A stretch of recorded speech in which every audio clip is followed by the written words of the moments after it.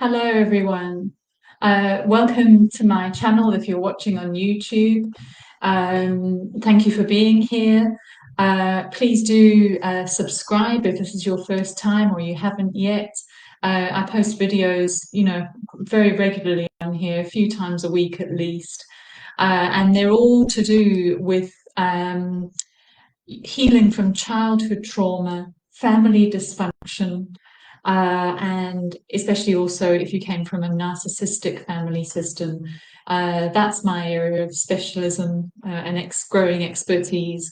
And I also leave my Calendly link with each of my videos so that you can book in for a free consultation if you'd like to work with me. I have an amazing method that really suits the modern day person who doesn't have years, who doesn't want to spend years in therapy making little steps, who wants to just get in there, get on with it, and move out and start living life to the full. So the topic for today, somebody asked me what is inner healing? What does it mean to heal internally? And so the answer I kind of came up with was the following. It's about taking back charge of your self-image. That's what it means to heal, is being in charge or being restored to being in charge, shall I say, of your image of yourself. So we're going to explore this a little bit further today in this video. So what I've just said there really is at the heart of what it means to truly heal. Your image of yourself, the beliefs that you hold about yourself, are either going to elevate you and launch you into that life of abundance and joy that you've been longing for, or your self-image is going to decimate you and lead you into a life of growing despair. Now, I'm sure this is not a foreign concept to you. I mean, we hear it all the time these days, change your thoughts, change how you think, how you talk about yourself. Look in the mirror and tell yourself something different. And yes, these things are all great little tools to start helping to change the self-concept. I mean, if we think about it, it's at the heart of the law of attraction philosophy and way of living. And it also underpins many of the teachings of the great metaphysical teachers, like Neville Goddard and Joseph Murphy.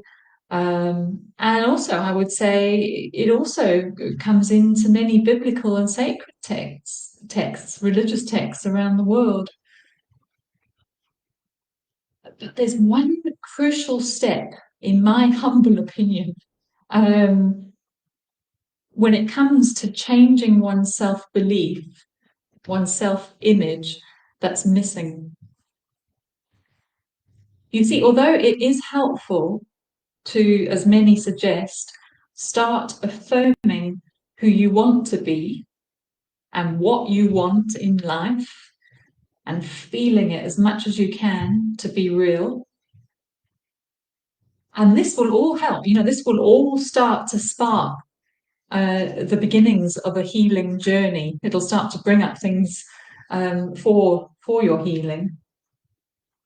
However, when you come from a dysfunctional family background and unresolved trauma, or especially a narcissistic parent, this method is going to take quite some time to do, I would suggest, and there will more than likely be a really arduous battle that's going to have to be fought over a long period to change that self-image. Why do I say that? Well, you see, in childhood, between the ages of 1 and 7, we form an image, an internalized image of ourselves through what our parents reflect back to us.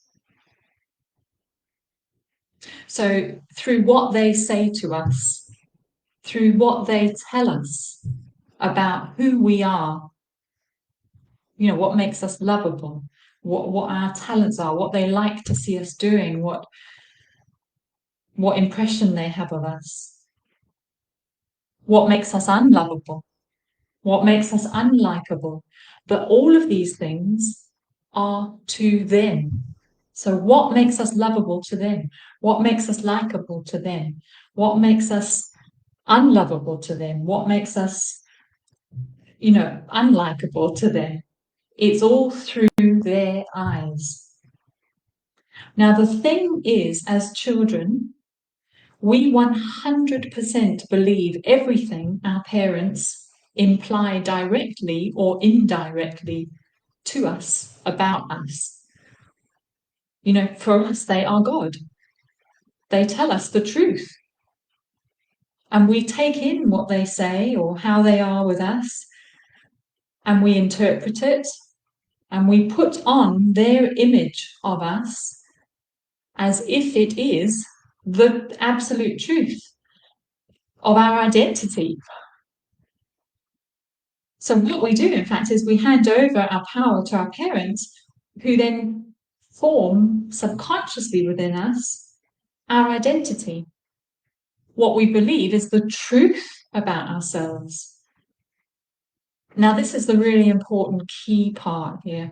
You see, we can spend hours, weeks, months, years battling against this earlier image and trying desperately to break free from it by thinking differently, by trying to feel what it would be like without it, or what it would be like to think of ourselves in a different way.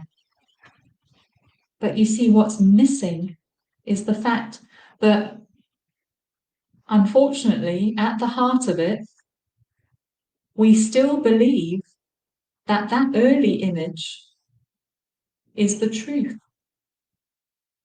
So it can often then feel like we're trying to escape the truth. We're trying to stuff down the truth or deny it in order to take on the feelings of this desired self, this new person we want to be. It's like you feel it's almost impossible to have your ideal because the truth is always there, you know, and it cannot be avoided. So this is where my work can really help with this. You see, we need first to go in and debunk that old self-image you have of you. We need to see how it was, in fact, a lie and not the truth.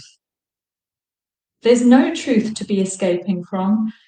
It's a lie that you're pulling out. And we need to do this on the subconscious, because once we do this, this is what frees you then to feel it possible, to allow yourself to begin to imagine what life's going to be, what life is becoming without that truth that held you back all your life. And once we can bring that lie out, we can see clearly the old cloak that you've been wearing. Well, that is what will set you free forever. So if any of this has resonated with you, and you would like to debunk that old self-image, especially if you come from a childhood trauma, dysfunctional family background, narcissistic parents especially, well, I'm your therapist, if I can boldly say that. This is what I am honoured to do with my clients. It's fascinating and it's so empowering too, and it doesn't have to take years. We're talking here 11 weeks in psychotherapy and hypnotherapy combined, and you'll begin to really feel like the impossible is possible. So I'll leave my Calendly link. Thank you, everybody, for listening.